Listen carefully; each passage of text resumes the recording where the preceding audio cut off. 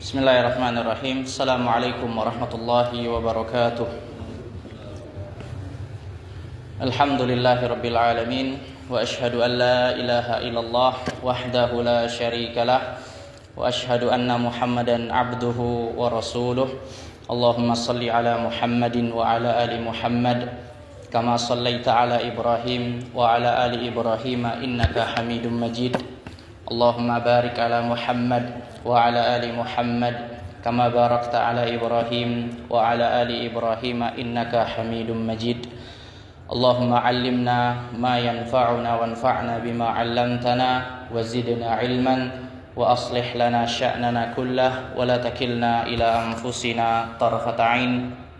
Allahumma arinal haqqa haqqan warzuqna ittiba'ah wa arinal batila batilan warzuqna ijtinabah. Amma ba'du, ma'asyiral hadirin jemaah Masjid An-Nur rahimani wa rahimakumullah. Segala puji hanya milik Allah Subhanahu wa taala. Kembali pada malam hari ini kita dapat berkumpul bersama pada waktu antara maghrib dan isya dalam rangka mengadakan majelis ilmu agama. Kembali kita melanjutkan pembahasan kita dari sebuah kitab seputar 10 hak yang wajib ditunaikan oleh kaum muslimin dan muslimah. Kita sudah membahas pada pertemuan yang lalu-lalu ada 6 hak. Hak Allah, hak Rasulullah sallallahu alaihi wasallam, hak kedua orang tua, hak anak, demikian pula hak kerabat keluarga dan hak pasutri. Pada malam hari ini insyaallah kita akan membahas hak yang berikutnya, hak yang ke-7. Langsung kita baca kitab karya Asy-Syaikh Muhammad bin Shalih Al-Utsaimin rahimahullah. Kata beliau di sini, al-haqqus sabi' huququl wulati war ra'iyah. Hak yang ke-7, hak-hak penguasa dan rakyat. Jadi kita malam hari ini secara ringkas akan membahas hak-hak yang berkaitan dengan pemimpin, berkaitan dengan penguasa, demikian pula rakyat atau bawahannya. Wulatul umur dalam bahasa Arab atau waliul amr bermakna pemimpin, penguasa. Kemudian ma'asyiral hadirin rahimani wa rahimakumullah, kata beliau di sini, al-wulat humul ladzina yatawallawna umural muslimin. Al-wulat, wulatul umur atau waliul amr adalah orang-orang yang bertanggung jawab mengurusi urusan-urusan kaum muslimin. Ini disebut waliul amr atau pemimpin, penguasa. Sawa'un kanatil wilayatu ammatan karra'isil a'la fid daulah. Sama saja, baik itu kekuasaan dia bersifat universal, bersifat umum seperti pemimpin tertinggi dalam suatu negara. Misalnya raja atau presiden atau perdana menteri, ini masuk dalam lingkup waliul amr. Kemudian kata beliau di sini, am khassatan karra'isi ala idaratin muayyanah, atau pemimpin yang lebih khusus lagi, seorang pemimpin atas kantor tertentu atau pabrik misalnya dalam suatu perusahaan ada yang namanya pemimpin. Demikian pula au amalin muayyanin, atau pemimpin dari satu tugas tertentu, satu pekerjaan tertentu. Wa kullu haula lahum haqqun yajibul qiyamu bihi ala ra'iyatihim. Masing-masing mereka ini, baik pemimpin yang umum, pemimpin tertinggi suatu negeri, ataupun pemimpin yang khusus suatu pekerjaan atau suatu provinsi atau suatu kota, suatu desa, mereka memiliki hak yang wajib untuk ditunaikan dan dijalankan oleh rakyatnya atau bawahannya. Wali ra'iyatihim haqqun 'alaihim kadzalik. Demikian pula bagi para rakyat atau para bawahan memiliki hak yang juga wajib ditunaikan oleh para pemimpin atau para penguasa. Sebelum kita melanjutkan membahas hak-hak terkait dengan pemimpin di sini, di dalam Islam atau di dalam sejarah Islam terkait dengan naiknya seseorang menjadi pemimpin kaum muslimin, sepanjang sejarah Islam ada 3 cara di dalam sejarah Islam. 2 cara yang diridhoi oleh Allah Subhanahu wa taala, ada 1 cara yang diharamkan oleh Allah Subhanahu wa ta'ala, tapi ketiga-tiganya sah secara agama. Cara yang pertama untuk memilih seorang pemimpin, seorang penguasa atau waliul amr disebutkan oleh para ulama dengan cara memilih pilihan dari ahlul halli wal aqdi. Ahlul halli wal aqdi ini adalah orang-orang khusus. Orang-orang yang kata para ulama memiliki ilmu yang bisa menentukan mana orang yang layak untuk memimpin suatu negara, memimpin kaum muslimin. Demikian pula memiliki keadilan, tidak tebang pilih. Demikian pula dia memiliki kebijaksanaan untuk bisa menimbang mana yang layak untuk menjadi seorang pemimpin. Yang mana ahlul halli wal aqdi ini terdiri dari beberapa unsur, beberapa golongan. Disebutkan diantaranya adalah para ulama, orang-orang yang ahli dalam ilmu agama, dan ini jelas tentunya. Kemudian bisa juga yang lain adalah para ahli, orang-orang yang mumpuni dalam ilmu pemerintahan, ilmu perpolitikan, ini masuk dalam ahlul halli wal aqdi. Demikian pula tokoh-tokoh masyarakat yang memiliki pengaruh, atau tokoh suatu kabilah, suatu suku yang memiliki bawahan yang percaya kepadanya.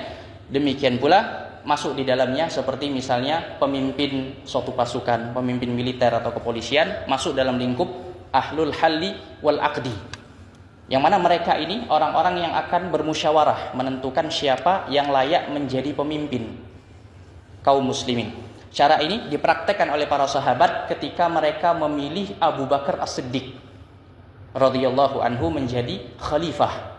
Jadi ketika Rasulullah Shallallahu Alaihi Wasallam wafat, para sahabat, lebih tepatnya para sahabat dari kaum Ansor, mereka berkumpul di Thaqifah Bani Sa'idah. Mereka ingin menentukan siapa yang akan menjadi pemimpin ketika itu. Dan informasi ini diterima oleh sahabat Abu Bakar, demikian pula sahabat Umar bin Khattab dan Abu Ubaidah bin Jarrah dan beberapa sahabat muhajirin yang mereka bergegas ke sana. Lalu singkat cerita mereka menyampaikan bahwasanya pemimpin itu dari suku Quraisy, sedangkan para sahabat Ansor itu sebagai menteri, sebagai pembantu, wakil dari orang-orang Quraisy yang menjadi pemimpin. Singkat cerita dipilihlah Abu Bakar As-Siddiq sebagai pemimpin ketika itu oleh para tokoh dan pembesar para sahabat muhajirin maupun para sahabat dari kalangan Ansor.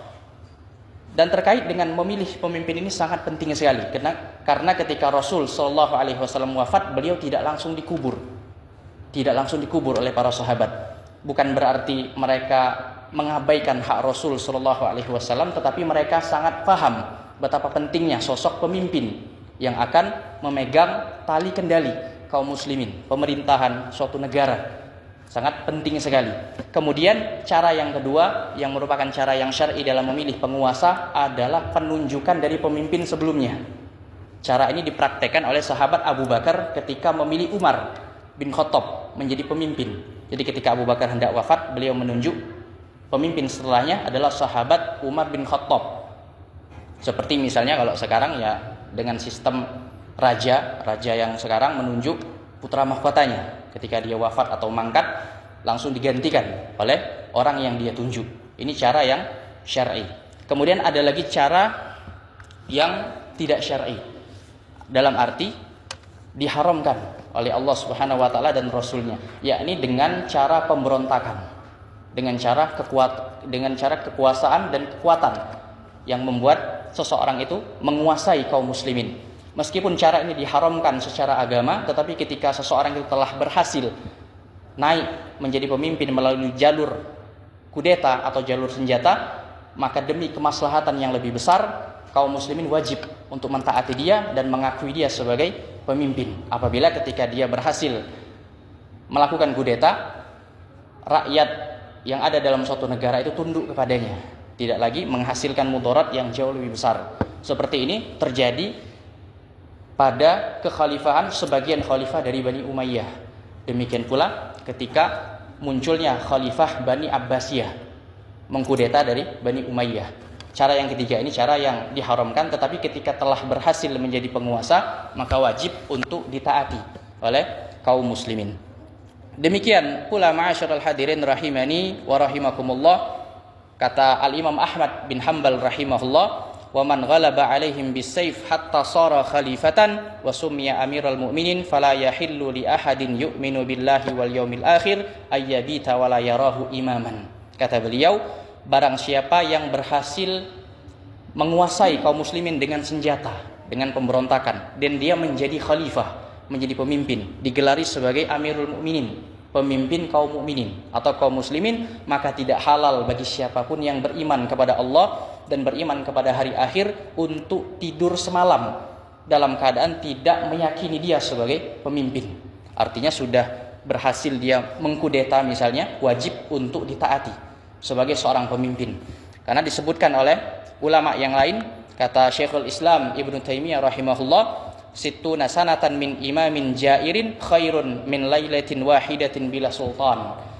Hidup selama 60 tahun dipimpin oleh seorang pemimpin yang zalim masih lebih baik dibandingkan satu malam dalam keadaan tidak punya pemimpin. Dan ini memang benar, karena ketika sudah tidak punya pemimpin lagi, meskipun hanya satu hari, tidak akan berlaku lagi yang namanya peraturan. Akan terjadi chaos, akan terjadi huru-hara, akan muncul yang namanya hukum rimba. Siapa yang kuat, dia yang berkuasa. Tidak peduli lagi penegakan hukum, tidak ada lagi petugas-petugas keamanan yang mengkoordinir kondisi kaum muslimin. Kemudian ma'asyiral hadirin rahimani wa rahimakumullah, melanjutkan apa yang beliau sampaikan di sini. Kata beliau, fa huququr ra'iyah 'alal wulad, hak-hak rakyat terhadap para pemimpin, para penguasa. Beliau memulai dari hak rakyat dulu, hak bawahan kepada pemimpin. Kata beliau, ayyaqumu bil amanatil lati hammalahumullahu iyyaha. Ini para pemimpin ini wajib menegakkan amanah, menunaikan amanah yang sudah Allah berikan kepada mereka untuk menjadi pemimpin, untuk bertanggung jawab terhadap urusan kaum muslimin, wa alzamahumul qiyama biha, dan yang sudah Allah perintahkan, Allah tekankan, wajibkan kepada mereka untuk menunaikannya. Beliau sebutkan di antara hak tersebut, minan nushi lirra'iyah, adalah bersikap nasihat, yakni bersikap tulus terhadap rakyatnya, bersikap jujur dan berintegritas kepada rakyatnya. Wasayri biha 'alan nahjil qawim al-kafiri bimasalihid dunya wal akhirah. Dan pemimpin ini wajib dalam menjalankan pemerintahannya untuk menempuh jalan yang lurus, yang menjamin kemaslahatan dunia dan akhirat. Masuk di dalamnya kemaslahatan agama. Bagaimana caranya? Kata beliau, wa dzalika bittiba'i sabilil mu'minin. Itu bisa terjadi dengan cara mengikuti jalannya kaum mukminin. Jalannya kaum mukminin. Wa hiya at-tariqul lati kana 'alaiha Rasulullah sallallahu alaihi wasallam, yakni jalan yang dahulu sudah ditempuh oleh Rasulullah sallallahu alaihi wasallam. Beliau sampaikan hadis-hadis yang begitu banyak bagaimana dua elemen ini, yakni rakyat dan pemimpin, saling menunaikan hak masing-masingnya. Demikian pula yang terjadi kepada para sahabat, bagaimana mereka begitu mentaati Rasul sallallahu alaihi wasallam yang ketika itu sebagai nabi dan rasul sekaligus sebagai pemimpin tertinggi di kota Madinah. Rasul sallallahu alaihi wa ala alihi wasallam. Karena kata beliau, fa inna fiha sa'adata lahum wa li ra'iyatihim. Karena dalam hal tersebut akan terwujud kebahagiaan bagi para pemimpin dan bagi para rakyat yang dipimpin. Wa man tahta aidihim. Demikian pula bagi bawahan-bawahan mereka ketika menunaikan hak penguasa dengan baik ataupun sebaliknya dari penguasa terhadap rakyatnya. Wahia ablagu syai'in yakunu bihi ridhar ra'iyah an ru'atihim. Dan ini merupakan cara yang paling berpengaruh, paling berefek untuk munculnya keridhaan rakyat terhadap pemimpinnya, terhadap penguasanya. Wal irtibatu bainahum, dan terjadinya hubungan ikatan antara penguasa dan rakyat. Wal khudu li awamirihim wa hifdzil amanati fi ma yuwallunahu iyyahum. Demikian pula akan tercapai, akan terlaksana ketundukan dari rakyat terhadap perintah-perintah pemimpinnya. Demikian pula rakyat tadi akan menjaga amanah, tugas yang diberikan oleh pemimpin kepada mereka, sehingga akan terjadi hubungan timbal balik yang baik, simbiosis mutualisme antara pemimpin dan rakyat. Tidak ada kebencian, tidak ada dendam, tidak ada amarah dari masing-masing pihak. Fa inna man ittaqallaha ittaqahun nas. Karena barang siapa yang bertakwa kepada Allah, dia tunduk kepada Allah, maka manusia akan tunduk kepadanya. Dalam arti manusia akan menuruti apa yang dia titahkan, apa yang dia sampaikan, selagi bukan perkara yang mungkar, bukan perkara kemaksiatan. Kemudian kata beliau di sini, wa man aradallaha kafahullahu ma'unatan nas wa aradahum anhu. Karena barang siapa yang membuat Allah ridha, dia mencari keridhaan Allah Subhanahu wa taala, maka Allah akan cukupkan dia dari rasa butuh kepada manusia, dan Allah akan buat manusia ridha kepadanya. Ini bagi orang yang mengedepankan ridha Allah Subhanahu wa taala, maka Allah akan meridhoinya, dan Allah akan buat manusia yang mungkin tadi membenci dia akan ridha kepada dia. Kemudian li'annal quluba biyadillah yuqallibuha kaifa yasha, dikarenakan hati-hati manusia itu ada di tangan Allah. Allah bolak-balikkan sebagaimana yang Allah kehendaki. Tentunya dengan kita menempuh cara-cara yang baik agar meraih keridhaan Allah Subhanahu wa taala, sehingga Allah akan meridhai kita dan akan membuat orang lain ridha kepada kita. Kemudian ma'asyiral hadirin rahimani wa rahimakumullah, ini secara ringkas terkait hak rakyat terhadap penguasa. Nah, sekarang kita akan membahas hak penguasa terhadap rakyatnya, hak pemimpin kepada bawahannya. Kata beliau di sini, wa amma huququl wulati 'alal ra'iyati fahiyan nushu lahum fi ma yatawallahu al-insanu min umurihim. Adapun hak penguasa terhadap rakyatnya atau hak pemimpin terhadap bawahannya, yaitu menasehati mereka, bersikap tulus kepada mereka pada perkara atau tugas yang dibebankan oleh sang pemimpin kepada rakyatnya. Itu bentuk hak mereka. Kemudian wa tadzkiruhum idza ghafalu. Hak pemimpin terhadap rakyatnya adalah para rakyat ini wajib untuk mengingatkan pemimpin ketika mereka melakukan kelalaian, melakukan kesalahan. Wad du'a lahum idza malu 'anil haq. Dan tentunya mendoakan kebaikan bagi pemimpin ketika pemimpin ini agak bergeser dari kebenaran. Ini melakukan sesuatu yang dikatakan menyimpang dalam tanda kutip, melakukan kesalahan dan dosa. Demikian pula datang sebuah riwayat dari ulama salaf kita, dari seorang ulama tabi'ut tabi'in bernama Al-Fudail bin Iyad rahimahullah. Kata beliau, seandainya saya memiliki satu doa yang mustajab, satu doa yang pasti dikabulkan oleh Allah Subhanahu wa taala, maka akan aku berikan kepada penguasa. Akan aku doakan kebaikan untuk pemimpinku. Kalau aku sudah dijamin punya satu doa yang mustajab. Ketika mendengarkan ini, orang-orang di sekitar beliau atau murid-murid beliau bertanya, "Wahai Imam, jelaskan apa yang engkau katakan ini. Apa maksudnya? Ada satu doa mustajab kok diberikan kepada pemimpin, diberikan kepada penguasa. Kenapa tidak untuk diri sendiri atau untuk keluarga atau untuk kemaslahatan dunia atau yang semisal dengan itu?" Maka Fudail bin Iyad menjelaskan, apabila doa kebaikan itu yang satu mustajab tadi aku berikan untuk diriku sendiri saja dan terkabul, maka maslahatnya, kebaikannya hanya kembali kepadaku. Tapi kalau aku berikan kepada pemimpin, maka kemaslahatannya akan dirasakan oleh negeri dan rakyatnya. Ketika pemimpin itu baik, maka kebaikannya akan berefek pada peraturan dia, pada perintah dia kepada negaranya, kepada rakyat-rakyatnya, sehingga akan tercipta kestabilitasan negeri maupun rakyatnya. Ma'asyiral hadirin rahimani wa rahimakumullah, terkait dengan penguasa ini tadi, kita tidak diperbolehkan untuk merendahkan atau mencela mereka, menghina mereka, karena disebutkan oleh Al-Imam Abdullah Ibnul Mubarak rahimahullah, kata beliau, man istakhaffa bil ulama zahabat akhiratuhu.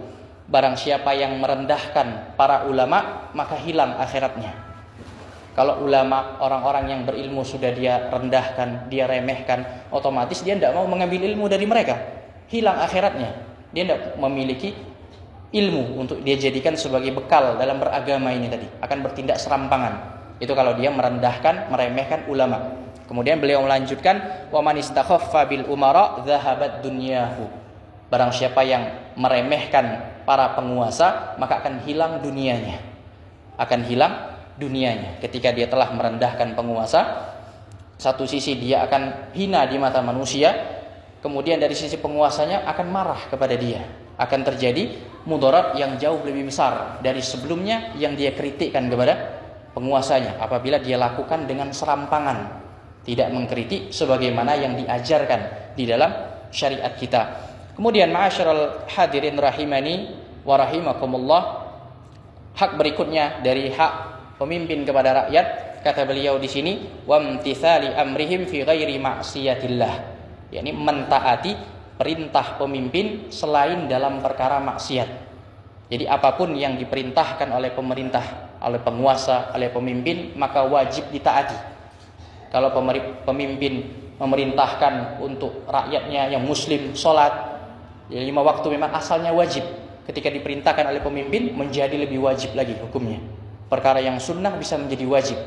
Demikian pula perkara yang hukum asalnya mubah, pakai helm atau yang semisal dengan itu yang ringan-ringan yang mungkin kita anggap sepele, tapi ketika sudah ditetapkan diwajibkan oleh pemimpin maka hukumnya menjadi wajib. Kemudian beliau di sini menjelaskan selain dalam perkara kemaksiatan kepada Allah Subhanahu wa taala. Karena memang kalau pemerintah atau penguasa, pemimpin memerintahkan hal-hal yang bertentangan dengan syariat Islam, maka ketika itu tidak wajib untuk mentaati mereka apapun perintahnya selagi menyelisihi syariat Islam. Di antara dalil-dalilnya adalah apa yang disebutkan oleh Al-Imam Ibnu Katsir rahimahullah di dalam kitab tafsirnya.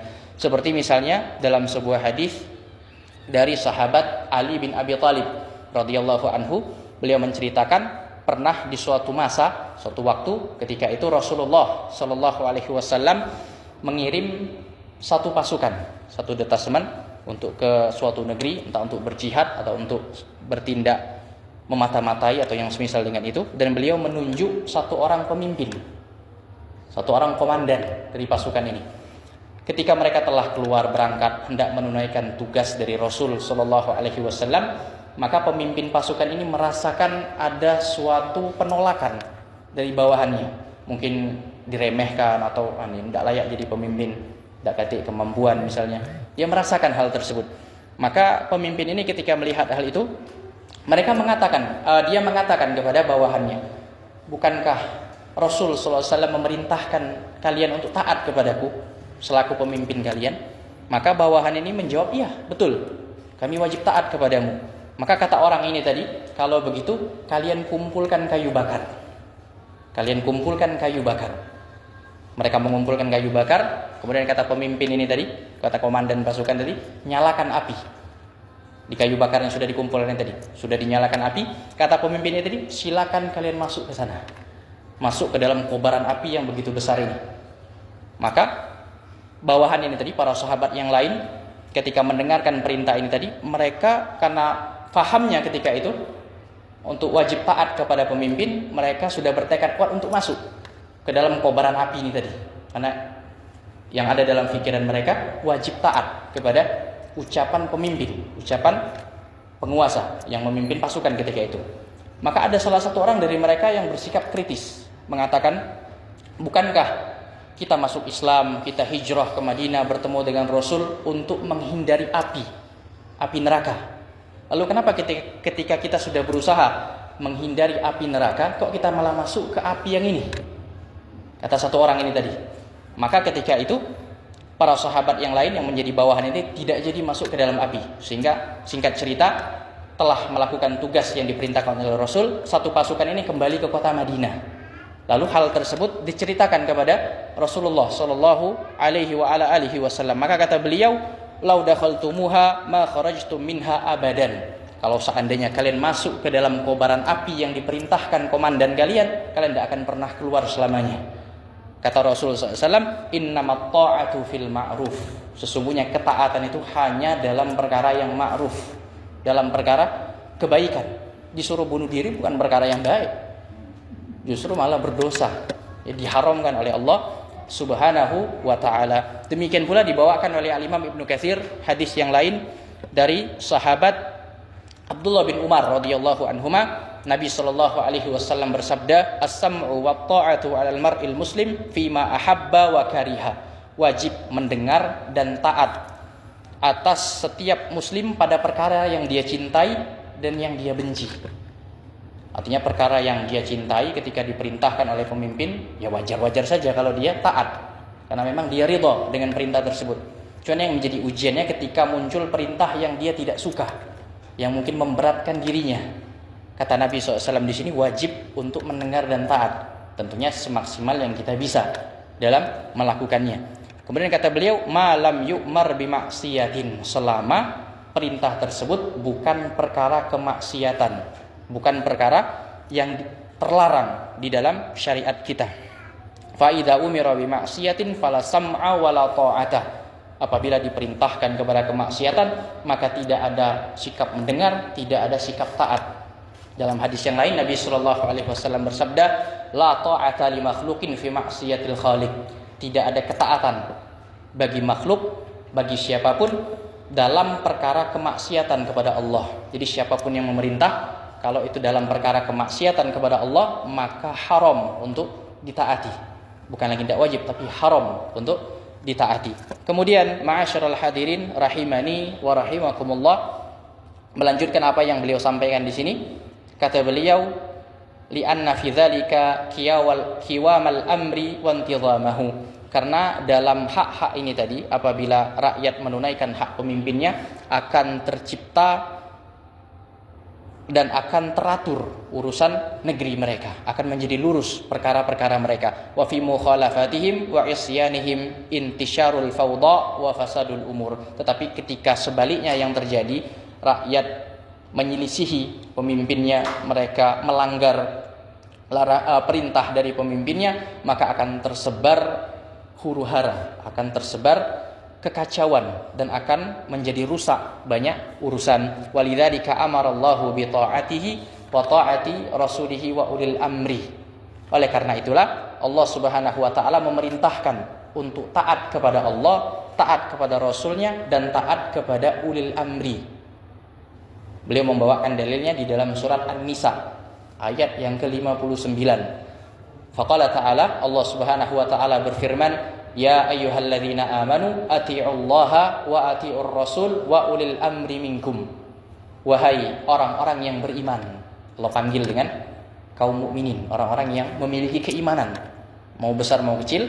Allah perintahkan atii'ullah, taatlah kalian kepada Allah. Taat kepada Allah di sini sifatnya mutlak. Apapun yang Allah perintahkan kita wajib taat. Demikian pula kata Allah di sini wa atiur rasul, taatlah kepada Rasul, yakni Rasulullah sallallahu alaihi wa ala alihi wasallam. Jadi apapun yang diperintahkan, yang disampaikan oleh Rasul sallallahu alaihi wasallam wajib taat. Apabila Rasul memerintahkan sesuatu yang hukumnya wajib, maka wajib taat kita kepada beliau dengan melakukannya. Tetapi ketika beliau memerintahkan perkara yang hukumnya sunnah, hukumnya mustahab, maka yang wajib bagi kita lakukan, kalau memang tidak mampu melakukan, kita wajib mengimaninya, membenarkan hal tersebut berasal dari Rasul sallallahu alaihi wasallam. Kemudian di sini disebutkan wa ulil amri minkum. Allah tidak katakan wa atiu ulil amri, tetapi Allah Subhanahu wa taala sebutkan langsung taatilah Rasul dan ulil amri. Artinya taat kepada ulil amri ini bukan perkara yang mutlak. Tidak setiap hal yang disampaikan oleh ulil amri itu harus ditaati. Harus dilihat dulu. Selagi bukan dalam perkara maksiat, maka boleh untuk taat kepada pemimpin tadi, hukumnya wajib. Kemudian ma'asyiral hadirin rahimani wa rahimakumullah, terkait makna ulil amri dalam ayat ini disebutkan oleh Al-Imam Ibnul Jauzi rahimahullah, seorang ulama yang hidup di abad ke-6 Hijriah. Beliau menyampaikan makna ulil amri. Ada 4 penafsiran. Ada 4 macam atau 4 jenis penafsiran terkait makna ulil amri. Yang pertama, kata beliau adalah al-umara, para penguasa, para pemimpin suatu negeri, itu disebut ulil amri. Kata Al-Imam Ibnu Jauzi menyebutkan bahwasanya pendapat ini disebutkan oleh Abu Hurairah dan Ibnu Abbas, menyatakan ulil amri itu maknanya umara, para pemimpin. Kemudian penafsiran yang kedua, makna ulil amri ini adalah para ulama. Para ulama. Kemudian yang ketiga, penafsiran ulil amri ini adalah para sahabat Nabi. Para sahabat Nabi radhiyallahu anhum. Kemudian penafsiran yang keempat, ulil amri ini adalah Abu Bakar dan Umar. Abu Bakar dan Umar. Sebetulnya tidak ada pertentangan dari penafsiran ini, karena memang untuk terciptanya suatu pemerintahan yang baik, umara dan ulama itu harus bersinergi. Ulama memang ahli dalam hal agama, dalam hal akhirat. Demikian pula umara, orang yang ahli dalam urusan dunia, pemerintahan, perpolitikan, bagaimana mengatur kebijakan, harus bersinergi sehingga tercipta stabilitas negeri dalam suatu pemerintahan. Kemudian ma'asyiral hadirin rahimani wa rahimakumullah, masih apa yang disampaikan oleh Al-Imam Ibnul Jauzi rahimahullah dalam ayat ini tadi disebutkan untuk taat kepada Rasul sallallahu alaihi wasallam. Kata beliau, taat kepada Rasul ketika beliau masih hidup adalah menunaikan perintah beliau langsung. Beliau perintahkan, taati. Demikian pula menjauhi apa yang beliau larang. Ini ketika beliau masih hidup. Ketika beliau sudah wafat, kata Ibnul Jauzi, mentaati Rasul adalah dengan ittiba'u sunnatihi, mengikuti sunnah beliau. Ini ajaran yang beliau bawa, wajib untuk ditaati kepada Rasulullah sallallahu alaihi wa ala alihi wasallam. Kemudian ma'asyiral hadirin rahimani wa rahimakumullah, beliau membawakan dalil yang lain. Wa qala an-nabiy sallallahu alaihi wasallam, Nabi sallallahu alaihi wasallam bersabda, "Alal mar'il muslim as-sam'u wat ta'ah fi ma ahabba wa kariha." Wajib bagi setiap muslim untuk mendengar dan taat pada perkara yang dia suka dan pada perkara yang dia benci. Illa ayyumar bi maksiatin, kecuali ketika dia diperintahkan dalam kemaksiatan. Fa idza umira bi maksiatin fala sam'a wala ta'ata. Ketika diperintahkan untuk bermaksiat, tidak boleh taat, tidak boleh mendengarkan penguasa tersebut. Kemudian dalil yang lain disebutkan oleh Syekh Ibnu Utsaimin di sini, wa qala Abdullah ibnu Amr radhiyallahu anhuma, sahabat Abdullah bin Amr menyampaikan, kunna ma'a Rasulillah sallallahu alaihi wasallam fi safarin. Kami pernah bersama Rasul sallallahu alaihi wasallam melakukan perjalanan safar. Di suatu waktu ketika itu, fanazalna manzilan, ketika kami sedang safar, lalu kami singgah di suatu tempat. Kata Abdullah bin Amr, fanada munadi Rasulillah sallallahu alaihi wasallam. Tidak lama setelah itu, utusan Rasul sallallahu alaihi wasallam memanggil para sahabat yang ikut safar ketika itu. Faqala as-salatu jami'ah. Utusan Rasul ini mengatakan, wahai para sahabat, berkumpullah. Kemudian kata beliau, fajtama'na ila Rasulillah sallallahu alaihi wasallam. Maka kami pun berkumpul mendekat di sekitar Rasulullah sallallahu alaihi wasallam. Faqala, maka Nabi sallallahu alaihi wasallam bersabda ketika itu, innahu ma min nabiyyin ba'athahu Allahu illa kana haqqan alaihi ayyadulla ummatahu ala khairi ma ya'lamuhu lahum. Kata beliau, sesungguhnya tidaklah ada seorang nabi pun yang Allah utus ke muka bumi, melainkan wajib bagi nabi tersebut untuk menyampaikan kebaikan kepada umatnya apa yang dia ketahui. Dalam hadis ini kita mengetahui bahwasannya nabi apapun, nabi siapapun yang diutus oleh Allah, maka memiliki kewajiban untuk menyampaikan wahyu yang Allah berikan kepadanya. Karena kita tahunya kan dari kecil kalau nabi dapat wahyu tidak wajib menyampaikan. Kalau Rasul wajib menyampaikan. Tapi dalam hadis ini disebutkan tidak ada satu nabi pun yang Allah utus melainkan wajib menyampaikan kebaikan yang dia ketahui kepada umatnya. Sehingga baik nabi dan Rasul tetap diwajibkan untuk menyampaikan apa yang Allah wahyukan kepada mereka. Kemudian kata beliau, wa yunzirahum syarra ma ya'lamuhu lahum, dan wajib bagi nabi tersebut siapapun dia untuk memberikan peringatan kepada umatnya dari keburukan yang dia ketahui.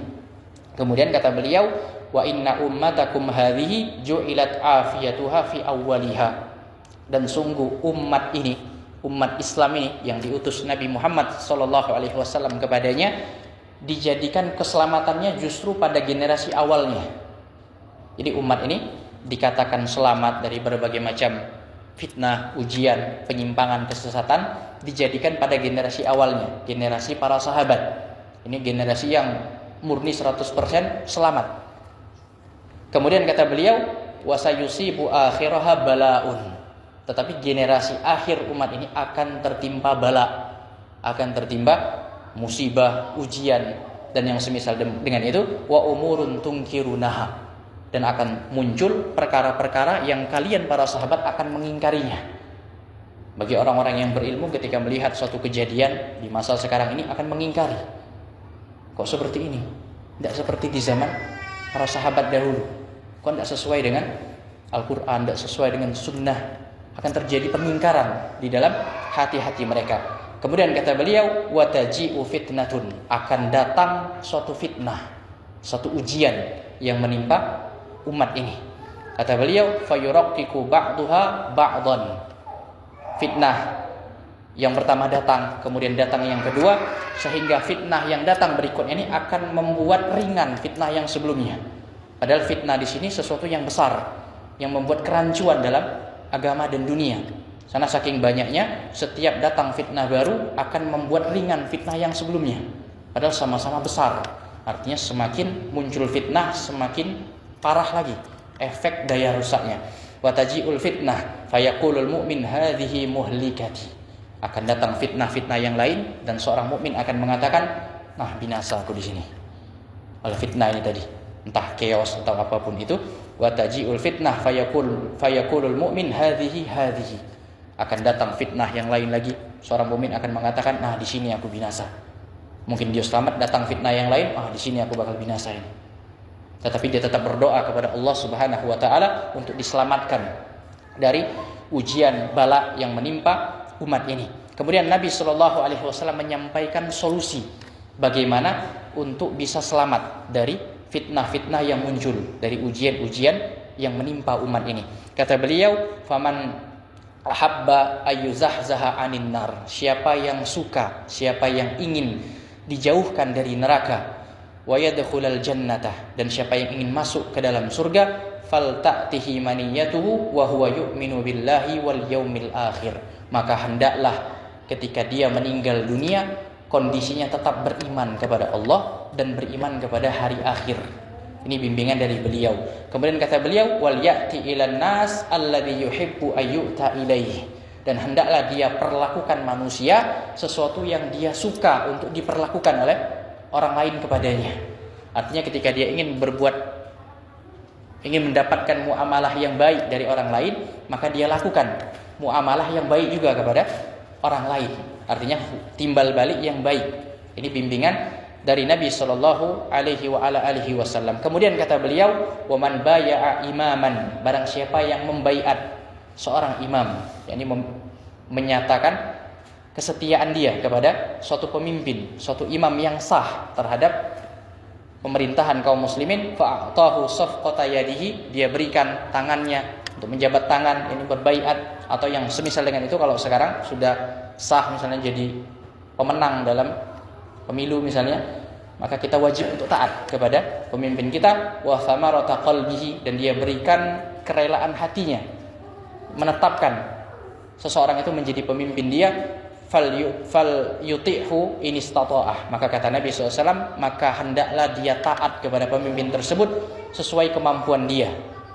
Fa in ja'ahu akharu yunazi'uhu fadribu unuqal akhar. Kata Nabi SAW, ketika sudah sah seorang pemimpin memegang tampuk kekuasaan, lalu datang orang lain yang berusaha untuk melawannya, untuk memberontaknya, untuk mencabut kepemimpinan ini darinya, maka kata Nabi SAW, maka penggallah leher orang lain tadi, lawan dia. Orang yang memberontak, maka hukumnya boleh bagi penguasa, bagi pemerintah yang sah untuk menumpasnya, untuk melawannya hingga ke akar-akarnya. Diperbolehkan di dalam syariat kita. Rawahu Muslim, hadis ini diriwayatkan oleh Al-Imam Muslim. Kemudian kata beliau di sini, wasa'alan nabiyya rajulun. Ada seseorang pernah bertanya kepada Nabi sallallahu alaihi wasallam, faqala ya Nabi Allah. Dia bertanya, wahai Nabi Allah, wahai Rasul, ara'aita in qamat alaina umara yas'aluna haqqahum wa yamna'una haqqana fama ta'muruna. Para sahabat ini bertanya kepada Rasul, bagaimana menurut engkau wahai Rasul apabila kami dipimpin oleh para penguasa yang mereka meminta untuk ditunaikan hak mereka. Para penguasa ini menuntut rakyatnya untuk menunaikan hak mereka. Tetapi di sisi yang lain, mereka tidak memberikan hak kami, tidak memberikan hak rakyat. Jadi sifat monopoli, egois, mementingkan diri sendiri. Para sahabat ini bertanya kepada Rasul, apa yang engkau bimbingkan kepada kami? Apa yang engkau perintahkan kepada kami kalau kondisinya seperti itu? Fa'aradu anhu. Nabi SAW mendengarkan pertanyaan ini, beliau berpaling dari sahabat ini tadi. Tsumma sa'alahu marratan tsaniyah. Kemudian sahabat ini tadi melihat Rasul berpaling, mungkin tidak suka dengan pertanyaannya, mengulangi lagi pertanyaannya kepada Rasul. Bertanya lagi, wahai Rasul, bagaimana kalau kami punya penguasa, punya pemimpin yang menuntut hak mereka, tapi tidak mau menunaikan hak rakyat? Maka kata Nabi sallallahu alaihi wasallam, faqala Rasulullah sallallahu alaihi wasallam, isma'u wa ati'u. Kalian tetaplah mendengar dan taat kepadanya, kepada pemimpin tadi. Fa innama alaihim ma hummilu wa alaikum ma hummiltum. Karena bagi mereka apa yang dibebankan bagi mereka, yakni mereka bertanggung jawab atas apa yang mereka lakukan, dan bagi kalian wajib untuk menunaikan apa yang dibebankan kepada kalian. Artinya bagi para rakyat di sini memang berat untuk ketika kondisinya seperti ini. Satu sisi penguasa menuntut untuk menunaikan hak mereka, tapi di sisi yang lain seperti tercekik rakyatnya, tidak diberikan hak mereka. Kebaikan-kebaikan itu seakan-akan tertahan dari mereka. Maka kata Nabi SAW, tetap mendengar dan taat kepada penguasa tersebut, karena masing-masing akan dimintai pertanggungjawaban oleh Allah Subhanahu wa taala. Kemudian kata beliau di sini, wa min huquqil wulati 'ala ar-ra'iyyah musa'adatur ra'iyyah li wulatihim fi muhimmatihim. Kemudian di antara hak penguasa kepada rakyatnya, hak yang lain adalah rakyatnya membantu dan mendukung penguasa dalam tugas-tugas mereka. Bihaitsu yakununa aunan lahum ala tanfidhil amril mawkuli ilaihim. Dari sisi para rakyat ini membantu ikut melaksanakan perintah yang ditugaskan oleh penguasa kepada mereka. Yani ada jabatan-jabatan tertentu yang diberikan penguasa kepada rakyatnya, maka wajib amanah, wajib ditunaikan dengan baik. Wa ayya'rifa kullu wahidin daurahu wa mas'uliyatahu fil mujtama'. Dan hendaklah masing-masing orang mengenal peran dia dan tanggung jawabnya di masyarakat, di kehidupan masyarakat, hatta tasirul umur alal wajhil matlub, hingga perkara ini bisa berjalan sesuai dengan yang diinginkan. Fa innal wulad idza lam tusa'iduhumur ra'iyah ala mas'uliyatihim lam ta'ti alal wajhil matlub. Dikarenakan penguasa apabila tidak didukung oleh para rakyat akan tanggung jawab mereka, maka hal ini tidak akan bisa tercapai.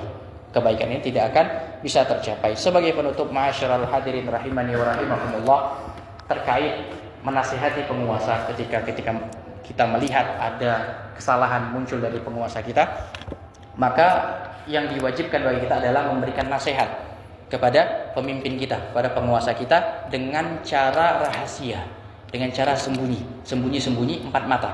Misalnya punya akses ke penguasa, langsung disampaikan. Baik itu entah presiden, entah gubernur, atau bahkan ketua RT atau yang semisal dengan itu. Setiap pemimpin ketika terjadi kesalahan wajib dinasihati secara sembunyi-sembunyi, tidak dilakukan di mimbar-mimbar, di ruang terbuka, ruang publik, yang justru akan menimbulkan mudarat yang jauh lebih besar. Karena penguasa yang namanya salah itu sudah pasti wajar, apalagi seorang presiden membawahi 280 juta lebih rakyat Indonesia. Kesalahan pasti.